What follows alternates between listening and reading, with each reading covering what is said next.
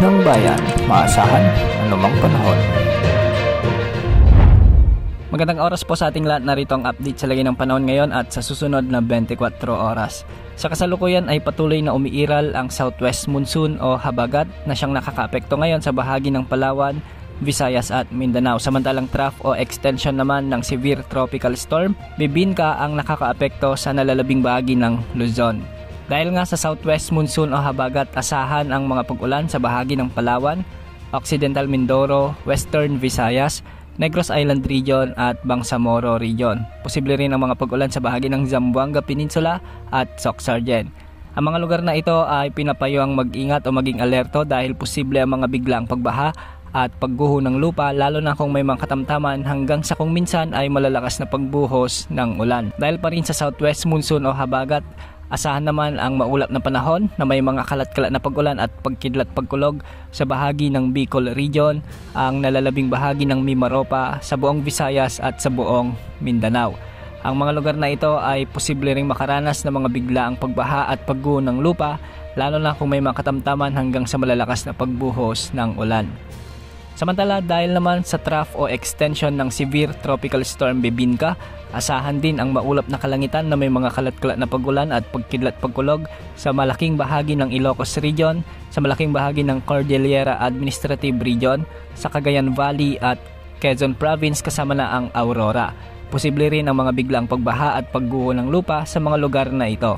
Samantala sa Metro Manila at nalalabing bahagi ng Luzon ay asahan naman ang bahagyang maulap hanggang sa maulap na kalangitan na may mga kalat-kalat na pag-ulan at pagkidlat pagkulog, dulot pa rin ng trough o extension ng severe tropical storm Bibingka.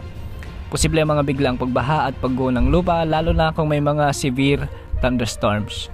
Samantala, patuloy rin nating minomonitor ang bagyo sa labas ng ating area of responsibility na may international name na Bibingka. Isa na itong severe tropical storm category at sa mga susunod na oras ay posible pa itong lumakas bilang typhoon category. Huli itong namatan ng Pag-asa sa layong 1,885 kilometers silangan ng Northern Luzon. Taglay ang lakas ng hangin na umaabot sa 100 kilometers per hour malapit sa gitna at pagbugso ng hangin na umaabot sa 125 kilometers per hour. Kumikilos ito ng pahilaga sa bilis naman na 35 kilometers per hour. Bukas dalawang senaryo ang inaasahan natin.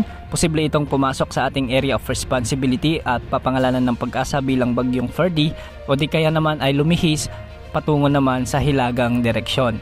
Kung sakaling pumasok ito sa ating area of responsibility, ito ang pang-anim na bagyo na pumasok sa ating PAR ngayong 2024. Dahil nga dito, asahan ang paghila nito ng habagat na siyang magpapaulan sa malaking bahagi ng Visayas at Mindanao sa mga susunod na araw. Sa pagsapit din ng weekend, asahan na mas aakyat naman ang habagat at makakaapekto ito sa bahagi ng Southern Luzon at ibang bahagi ng Central Luzon. Sa susunod na linggo ay meron pa tayong inaasahang bagyo na posibleng mabuo sa loob ng ating area of responsibility at nakikita sa outlook na medyo may kalakasan o malawak din ang kaulapang sakop nito.